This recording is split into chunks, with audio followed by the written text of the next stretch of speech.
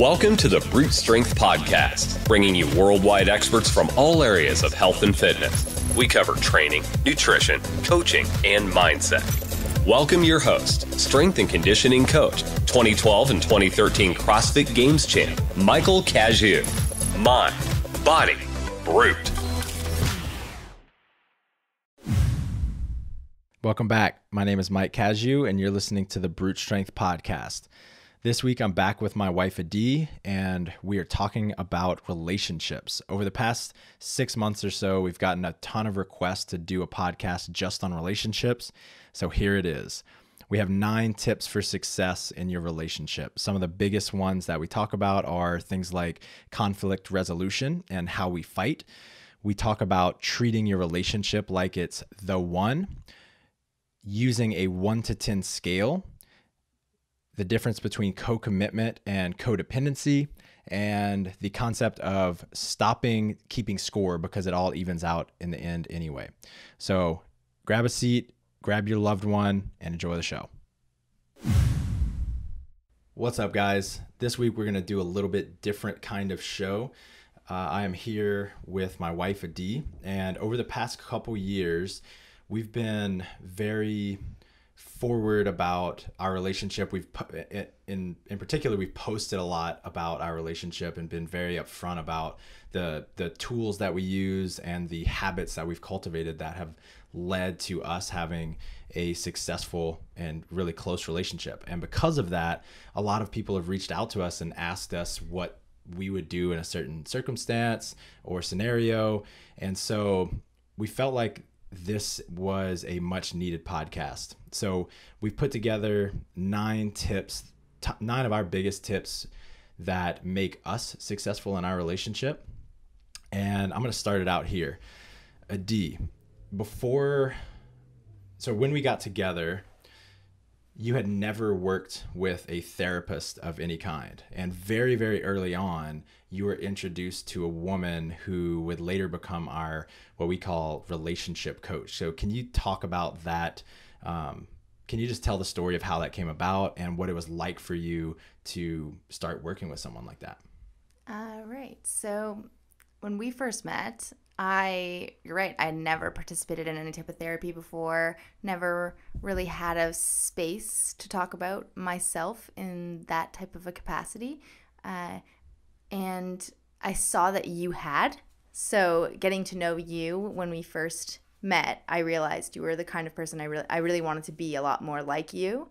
And you were very introspective, and you really saw the kind of person you wanted to be and were taking action steps to be that kind of person. And I saw that you attributed that a lot to your experience in going in rehab and therapy, and kept referring back to it, to all of these life lessons that you had collected over your lifetime. And I realized that I don't necessarily have to be an addict to go through the same experience, or I don't have to have something wrong with me or, a rock bottom to have to go to therapy. So that was probably what piqued my interest initially.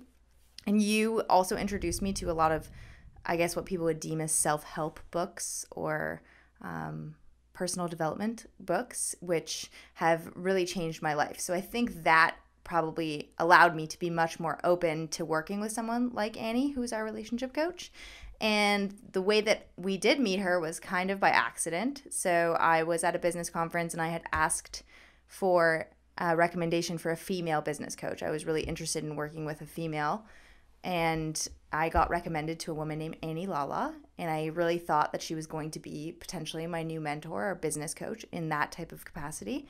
And the first question she asked me on our phone call was why I wasn't in the most amazing relationship ever. And I was in the most amazing relationship ever. Plus, I was confused, I thought we were going to talk about business, and here she is asking me about love. And we cleared up the confusion. She was not a business coach. No idea why this person recommended to her as a business coach.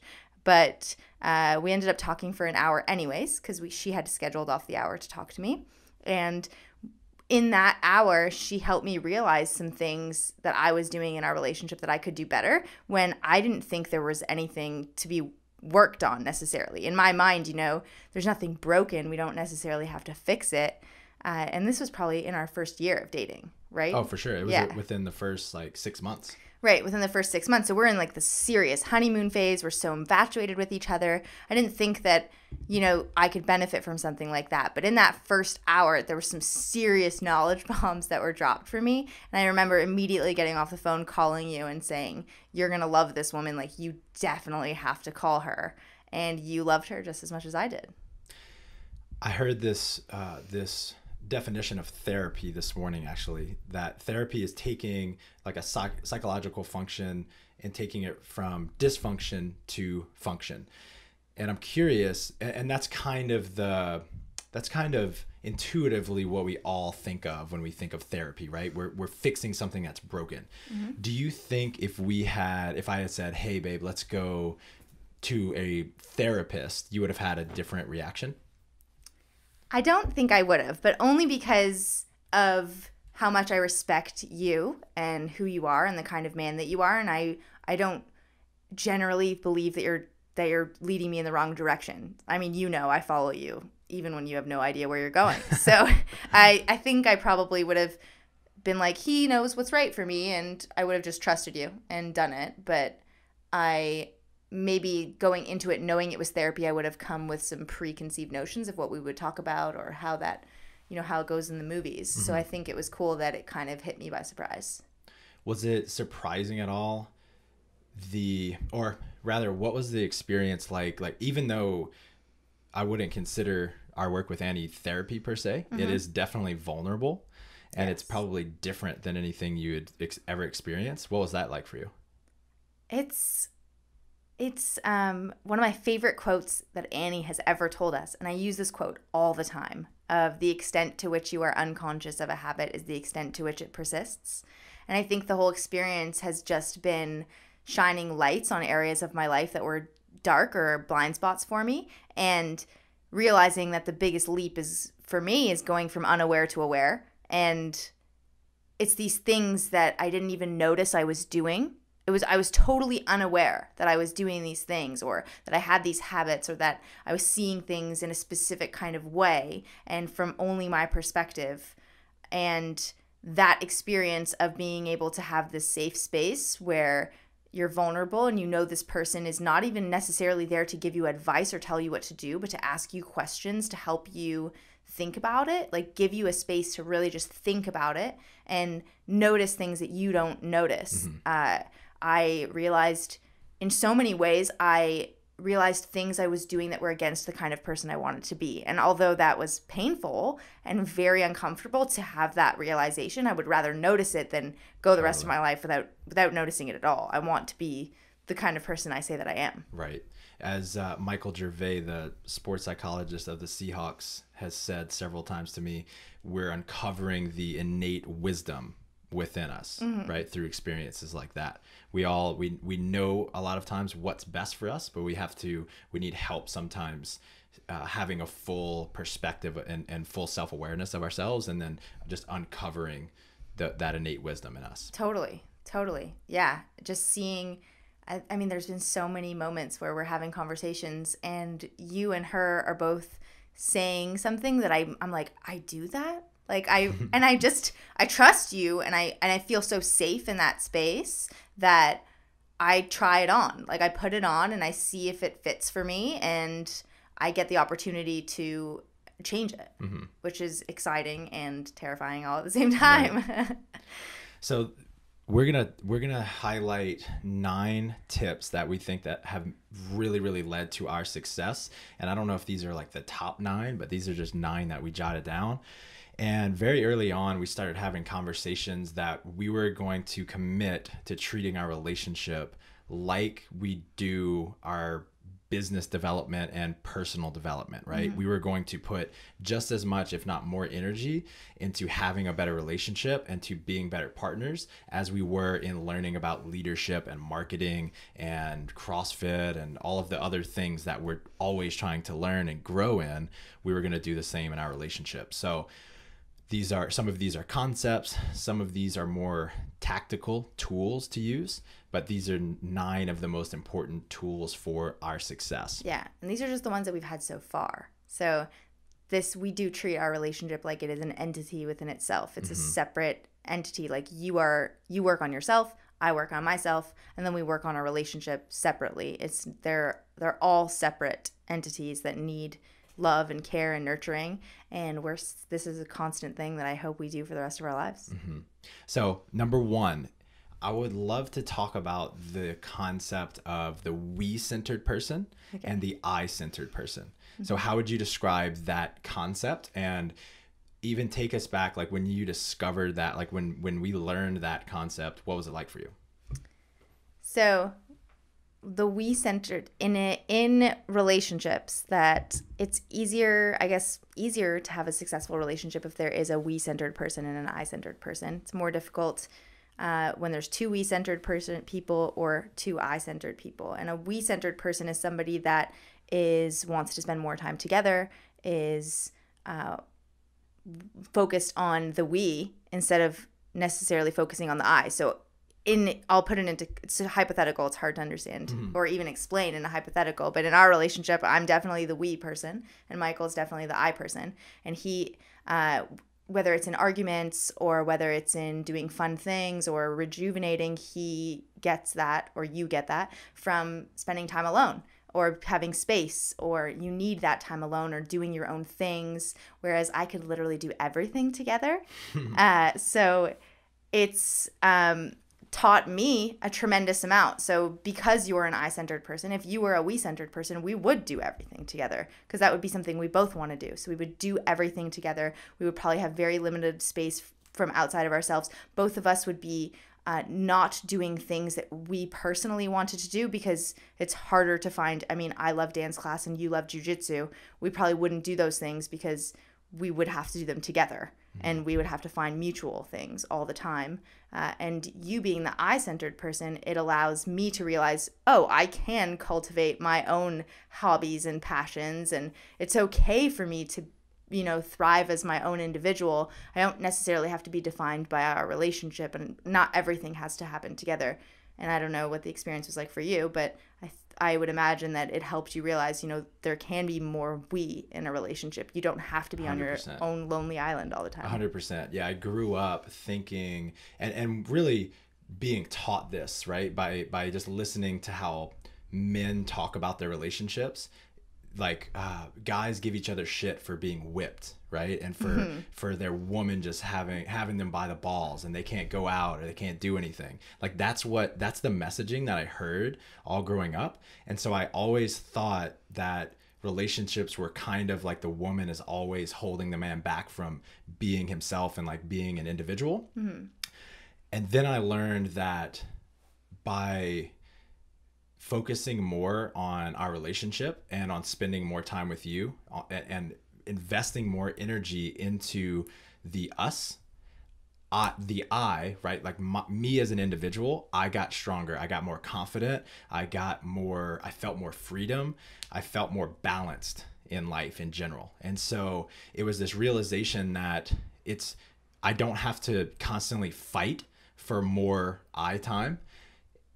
I just have to actually flip it, and I know that you want to spend more time with me, so I give that to you, and I look for ways to set aside like large chunks of time, like we're doing today, so that I give you that we time, and then you naturally just give me as much space as I need, right? Well, and I don't know if it's so natural, but just like you focus on giving the we time, I focus on giving you I time. But not necessarily on giving you I time. I focus on getting I time for myself. Right. So when we met, I don't think I had nearly as much of an awareness of who I was as a person, or my own identity, or things I love to do, or had the courage to go and do things by myself. I mean, you encouraged me to take a drive across the country by myself. It was something I was so scared of doing. I was scared of doing anything by myself. So I think I naturally will just gravitate towards we time because it's comfortable for me, and I'm always more comfortable when you're around. But learning from you to cultivate the I, you teach me, I think Annie tells us all the time, you pick the partner that teaches you, like teaches you how to be more like them. You choose a partner you want to be more like. Right. So I want to be more like you in a lot of ways. So it's helped me consciously even when I know it's comfortable to spend we time and I want to go and lay on the couch and watch Netflix together and beg you to do that, I will go and grab my art kit and I will go and sit and do something that I know I love to do, where at the end of it, I'm going to be happy that I invested that time in myself.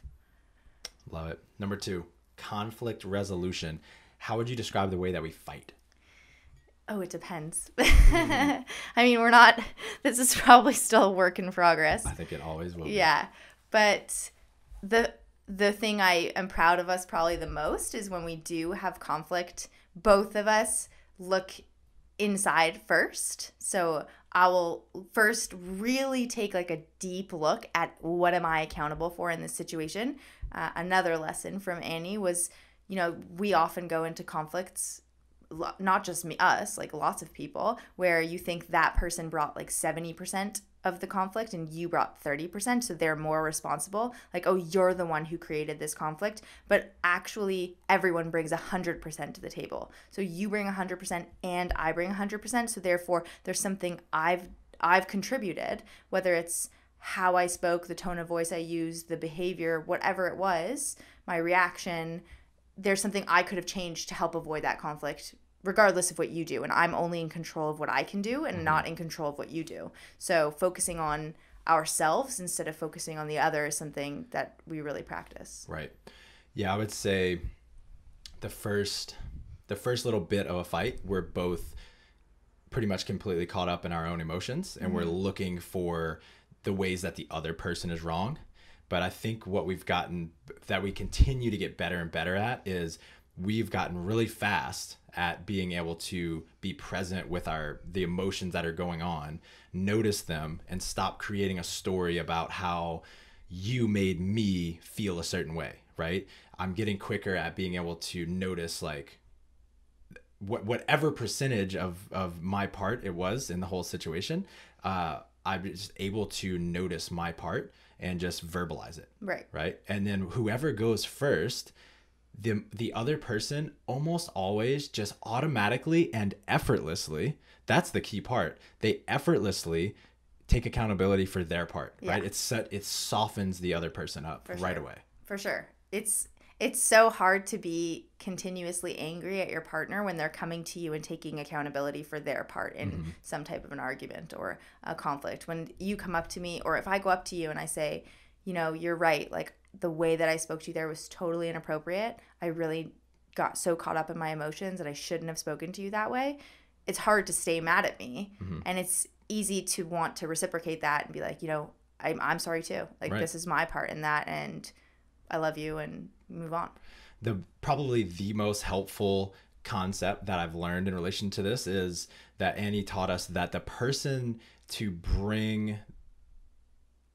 basically the person to take accountability first is the hero, right? Because they are taking the vulnerable step. They're having courage because the other person might still be so pissed off that you extend an olive branch, you take accountability, and then the other person might snap at you. So that's a very vulnerable position. Once we learn that to reframe that person as weak, I think naturally we think that's a sign of weakness to like go first, but it's really the mark of a hero. Like you're losing, right? But really there's no winning in something like that. Like you're both losing. Something that I think with the conflict between, I think a lot of people resonate with this, but this was one of the huge lessons really early on that we've practiced, was we started identifying what each other needs in conflict. So you do much better with space, whereas I do much better with physical touch. Like if you come over to me and you sit beside me and you put your arm around me and you apologize, that feels really good to me. Whereas you actually need space to deal with your emotions. And that's conflicting. Like we both are struggling. We're both in conflict. We're in an argument. We want to resolve it. You need space and I need physical touch. It's hard, right? So just understanding that that's what you need and I need something completely opposite. She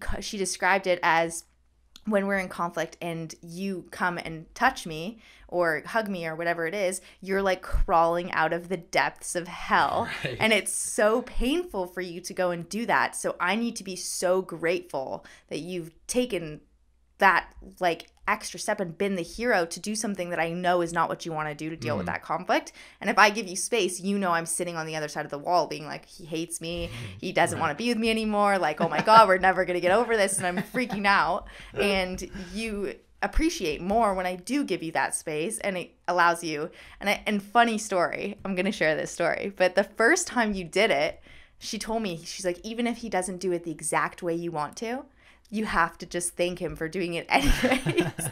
And the first time Michael, we had an argument and we were practicing these things, he came and he put his like arm on my leg or something, and it was the worst way. It's probably so stiff. It was so stiff and it was terrible, and it was not what I wanted at all. And I had this moment there where I was choosing between getting upset that you didn't do it the right way and just like melting because you were trying. And I chose to melt. It was just like, if I had rejected you in that moment, it would have been way more difficult for you to try again. So it's just understanding each other in conflict and what you both need, and then not expecting something to be perfect. Like, this is messy stuff. It's what Brene Brown calls the messy middle, you know, like this messy area where you want to get through it, but you don't exactly know how, and it's messy. Yeah. Number 3, separating the sacred and secular. I'll start this one. So we identified this because, one, we both work at home. We're both entrepreneurs. And what we realized is that I think both of us kind of felt like we were always talking about work, right? And maybe we weren't always talking about it, but some form of conversation about work was showing up right in the morning, in the middle of the day, in the afternoon, and even at night. And not even just work. I mean, after we bought a house, it was like the house or right. things to fix around, or groceries we needed, or errands that needed to be run. Like, those are all secular right. topics. So we learned this very helpful paradigm that we started to use, called separating the sacred and the secular. So the secular is work. It is talking about things on the calendar, scheduling, planning, bills. It's all of the secular things that we have to attend to in life. And then all of the sacred things are things that are sacred to the relationship. They are the dates. They're the lovey-dovey talk. It's the courting, all of that kind of stuff. And what most people tend to do, and what we were definitely doing, was mixing the two all day long, right? We might wake up in the morning and immediately, like, one of the first things that would pop into our mind might be something about like what's going on later that day, and like we just go straight into talking about something secular, right? And what we noticed is that we were both feeling a little bit disconnected, and we weren't attending to our relationship enough. And what we ultimately ended up doing was creating boundaries around when we were going to talk about secular and sacred things. So really what that looks like in practice is early in the morning, right? For the first hour or two in the morning, and probably for the last hour or two in the evening, it's only sacred talk. And if one of us even like picks up our phone to like look at work, we'll call each other out, because we'll often try to pull each other into that secular world. Sacred.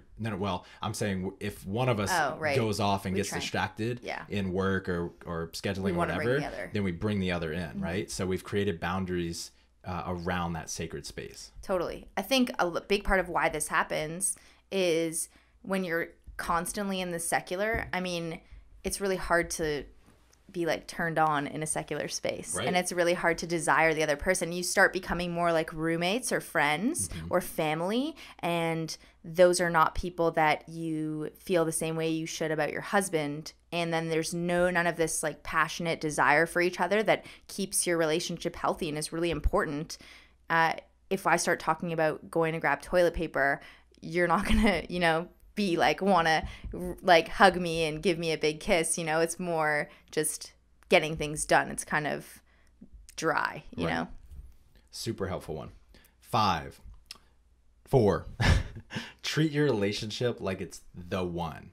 This is by far the best piece of relationship and life advice I think I've ever gotten. When Annie said this, it was like a huge light bulb that went off, and it's we like if you're in a relationship and you're not treating your relationship as if they were the one, then that's not a relationship you should be in. If it's not the one, and if this is not the person that you're going to be with forever, you might as well get some practice and treat them as if they were the one and practice for that person that will be the one. And this is the same for probably anything in your life. You know, your job that you have in your life, the car that you own. Treat it like it is the one and not constantly wonder what's better out there or what's the next thing that I'm going to go to, because you're not being the best person to be with. Like, how would the person who is the one feel? How would they behave, right? Yeah, and how would they feel about knowing that you treated your past relationships in a way that like you were wondering about what's better? They're probably going to think you're going to treat them the same way. Yep. So you treat the person that you're in a relationship with like they're the one until they're not. And it's the same like the things that you own. If you own a car and that's the car that you own, it's not an option to get another one. It makes no sense to wonder about the other cars out there. You're going to treat the car so much better. You're going to keep it cleaner. It's going to last you longer. It's going to perform better for you if you treat it like it's the only one out there. Right. And your relationships should totally be the same. Yeah, your mindset in one area of your life. And this is not fact. This is just something that I believe. I think we share this belief. Yeah. Your mindset in one area of your life is your mindset in every area of your life, right? The way that you think and behave and the level of excellence that you hold yourself to, like how accountable you are, is going to show up in every area of your life. The way you do anything is the way you do everything. So I think that's a huge reason why we spend so much time on our relationship. Is if our relationship's not doing well, my business is definitely not doing well, and my workouts are not going well, and nothing else can be going as good as it possibly could, because whatever's going on between us is leaking into everything else. Mm-hmm. Number 5, letting the trivial things go. So I'll start this one. Whenever we first got together, I think me even more than you, I was super attached to any time we would have any conflict at all, we had to resolve it, because I had always been taught, not always been taught, I had been taught, especially through therapy and things like that, my time in treatment, that we should never let conflict go unresolved, and like we should never sweep anything under the rug, because it never really goes away, right? And so I thought that meant that anything, no matter how big or small, we had to resolve it. And in particular, I felt like we had to resolve it even before we went to sleep. And that worked for a while, until we started just getting in fights occasionally about the most trivial things, like the way that we said something to one another, or like the smallest little action that really, I believe today, like we're not doing anything maliciously or with ill intent. One of us probably just took it the wrong way, and it just got blown out of proportion. What I've learned is that it is, and you have 100% taught me this, it is totally okay to let some small trivial things go completely, as long as we're able to forget about them and forgive, right? Mm-hmm. Big things like, do we want to have kids? Do we want to, do we believe in religion? Like big things in our lives, those kinds of things we can't just fight about and hope are going to go away, right? Those are big, meaningful themes in our life. But if they're trivial things that really don't matter if they get resolved, because they probably will never come up again, it's totally cool to just let those things go. It's kind of like assuming the best in the other. Like, assume that person didn't mean it the wrong way. Assume that it was a misunderstanding, and just move on, but actually move on. Mm-hmm. And I don't know if we don't have this on the list, but I have a number 10. If this is that, it's kind of like this 5B, kind of like this 5B, where you talk about letting things go. So if you don't let it go, there is a concept we learned of making the implicit explicit. So if you don't let it go, even though you're not talking about it out loud, or even though it's not in conversation, or you're feeling a certain way, that implicit feeling or thought is you have to make it explicit, because it's going to be in the air regardless. What does that mean exactly? So if I'm upset with you about the way that you said something, and I'm not letting it go, and I'm just holding on to it, and we're going to keep going, we're going to go to dinner, regardless of whether I want it to or not, it's going to be, the energy is going to be there. Like, you're going to feel it. You're going to feel it in my body language. You're going to feel it in my behavior. You're going to feel it in my eye contact. You're going to feel it. So there's no point in holding it in. Make that implicit feeling that you can't hear explicit, because if I don't, you're going to start formulating a story about what it is I'm feeling.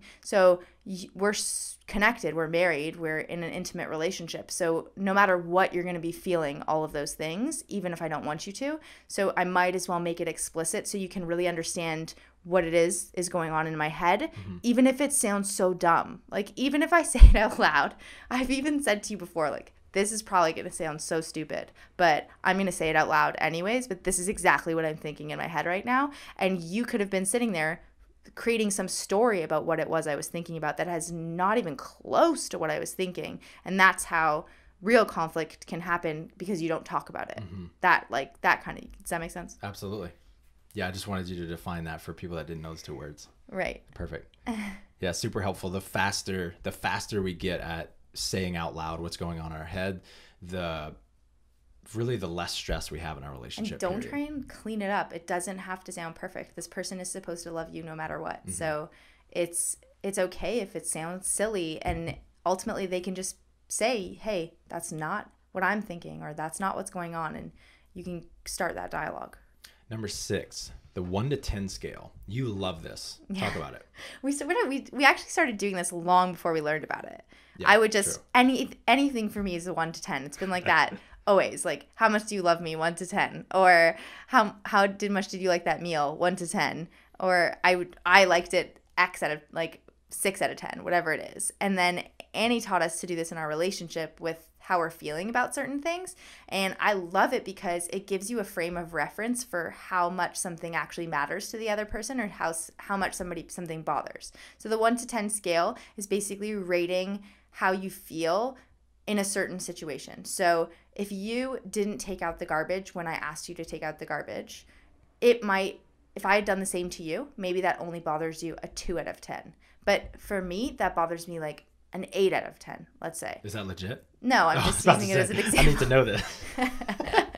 No, I'm just using an example, got it. a tangible example. I can't think of a real example right now. But if I ask you to do something and you don't do it, it is very frustrating for me, where maybe it's not exactly the same for you, and then understanding that that's a 2 out of 10 for you, and you understanding that it's a 7 out of 10 for me, then you can now see that situation, become more aware of that situation in the future, knowing it's going to take me to a 7 out of 10. And I can also be a little bit more understanding if you forget again, because if it was done to you, it wouldn't be as big of a deal. It would have only been a 2 out of 10. So it brings some kindness and compassion on both sides of the spectrum, and it allows the person to become more aware of what situations like really do matter, and what to the other person, and what situations you might not notice. Like, I was not a necessarily neat human being when you first met me. I love how you say that. I was messy, and it wasn't that I wanted to be messy. It was I literally didn't even see the mess sometimes, and it would be very frustrating for you. But for me, it was like a 0 out of 10. Like that mess was a 0 out of 10. But for you, it was like a 9 out of 10. So I all of a sudden became aware when I realized how frustrating that was for you, of something I never would have been aware of had you not.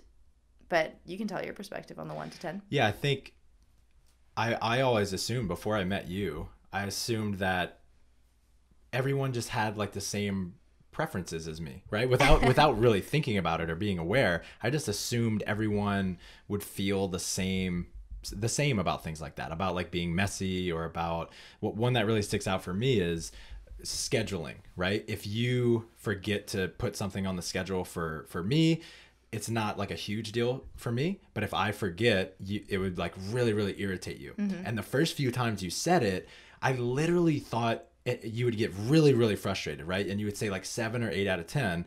And I literally thought you were lying because I'm like, oh no, that would be like a 1 or a 2 for me. Right. There's no way she feels that way.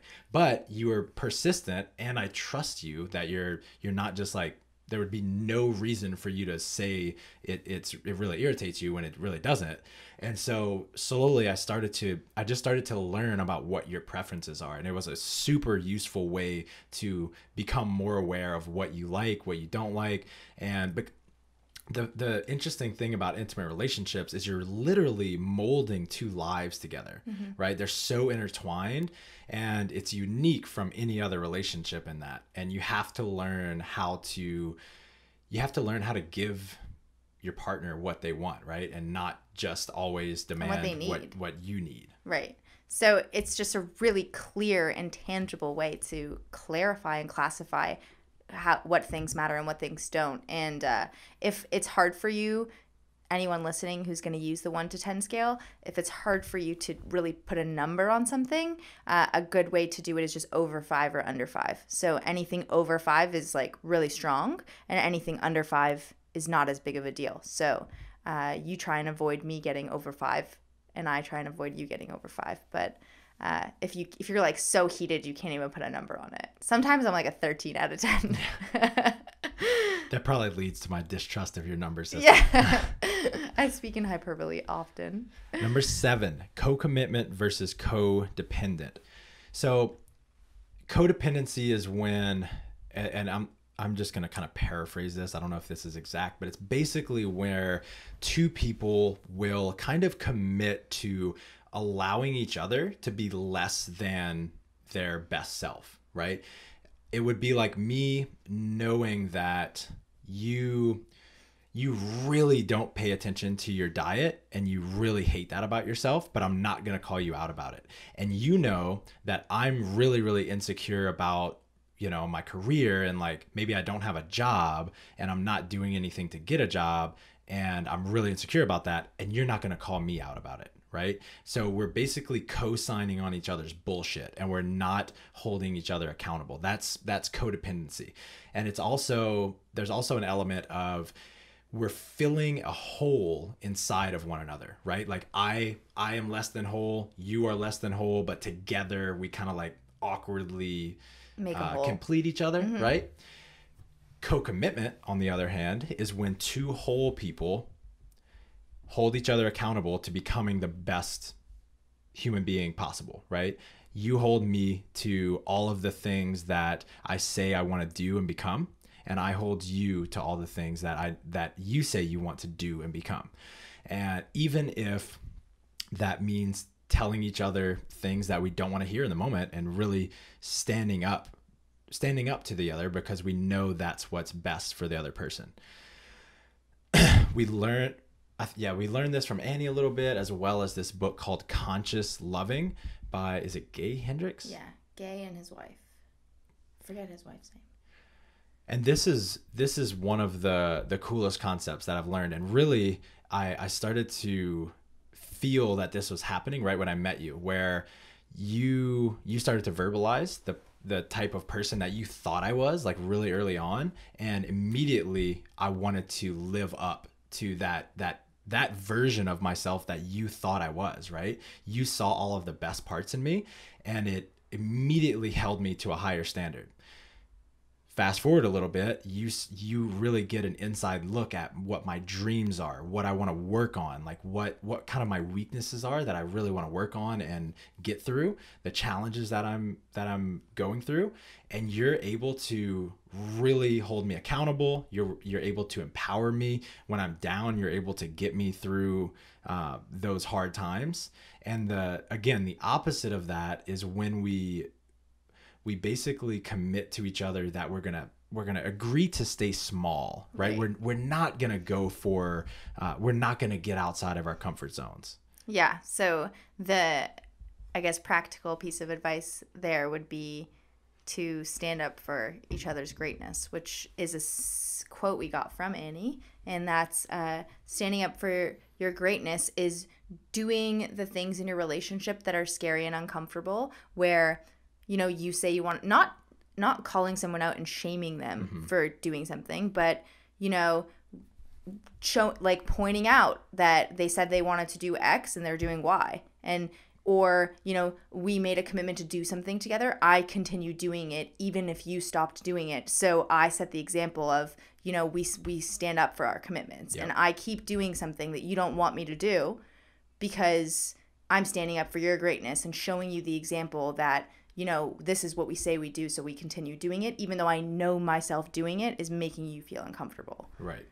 Yeah, like the other day, you invited someone to come over, and I made some snarky comment like, oh man, I don't want that person to come over, and just kind of complaining about that person. And you looked at me and said, but you always taught me that we should give people several chances and love everyone, right? Like literally just feeding my own words back to me in a very loving way.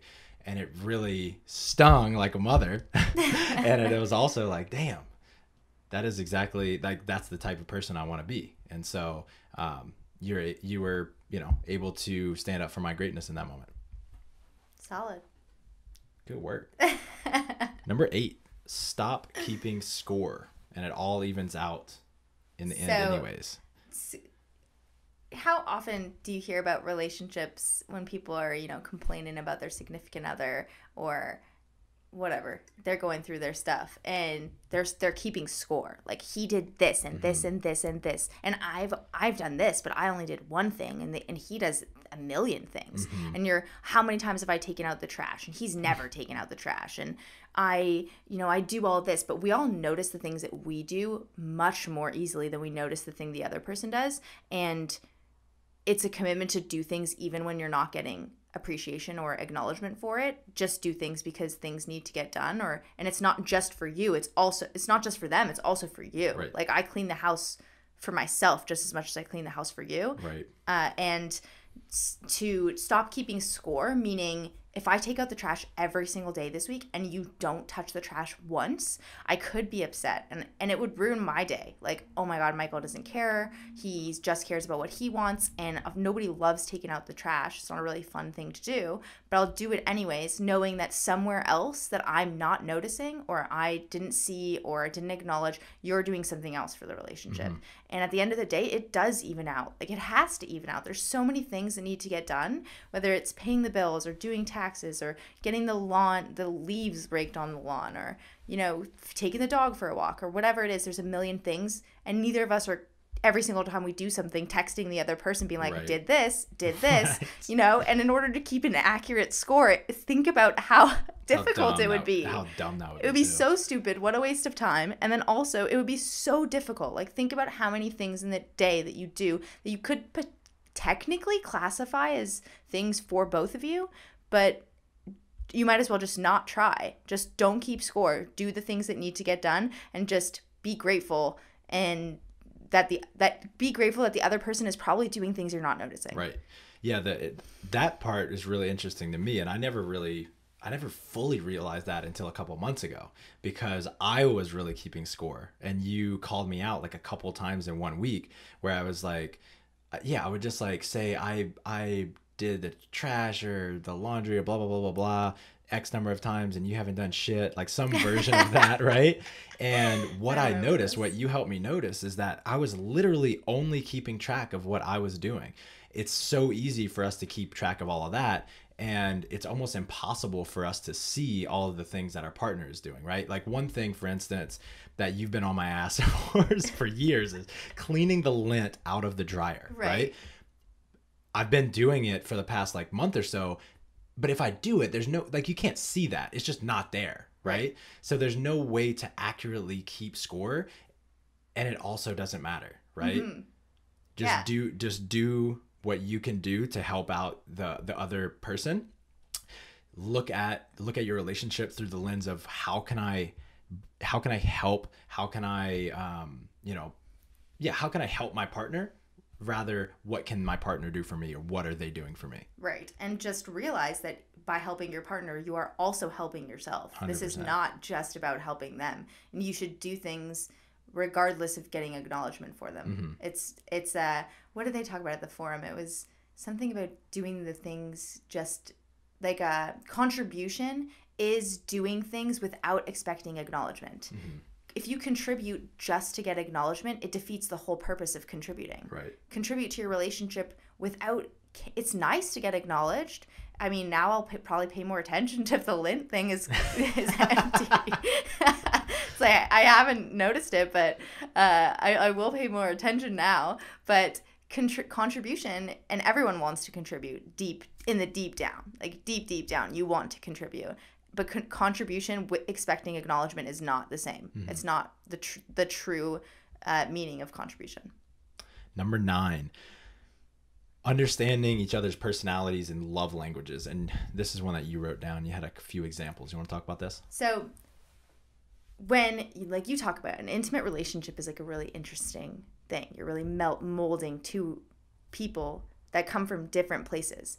We literally speak different languages. So the way that you learned to love and accept love is very different than the way that I learned to love and accept love. An example, like a very tangible example, your household is pretty mellow.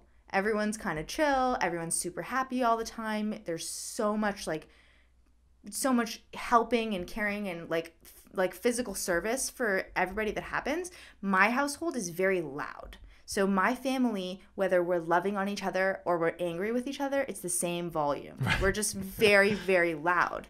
And I didn't think that any other family was any other way because that's the only thing I knew. So when I started hanging out with other people's families and realizing that they were completely different, I still have all of these habits ingrained in me that when I get angry, I get loud, or when I love on something or get super passionate about something, I get loud. And bringing that into a relationship with somebody who doesn't speak that language or doesn't communicate the same way can lead to a lot of conflict because you just don't understand where that other person's coming from. So volume to you might mean something different than volume to me. And not just regular personality tests. There is a personality test, or I guess a love languages quiz. There's a book called The 5 Love Languages, and it allows you to categorize the way that somebody loves and accepts loves. And there's 5 different languages. There's words of affirmation, acts of service, quality time, physical touch, and gifts.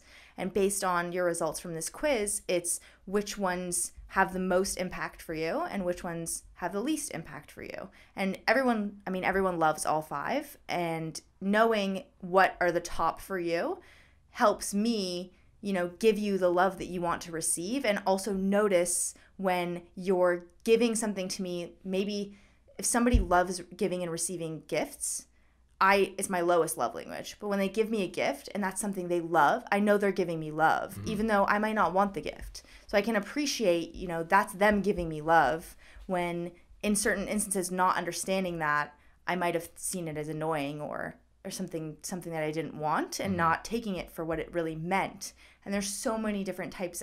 In work, we take so many different kinds of personality tests, and these have really helped me see certain things you do or certain things I do and certain things I want. Like, I want you to do small favors for me. Acts of service is my number 1 love language, and it's really my way of feeling love from you.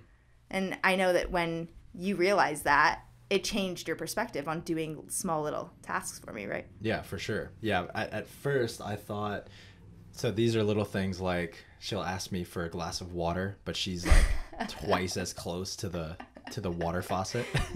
And for a long time, I just thought she was a nag and lazy. But then once I realized that acts of service is like your number 1 love language, I just see it as you're just trying to, like, you're checking in to see if I love you right now, right? Like, if I'm thinking about you. And it's not, every now and then it's annoying, but it's more often I see it as an opportunity to connect with you and show you how much I love you, and just like show you that I'm taking care of you. And realizing that about myself, though, has allowed me to ask for it less. So I didn't even notice that's what I was doing until taking this test and realizing, the way, like, by far, words acts of service is my number 1.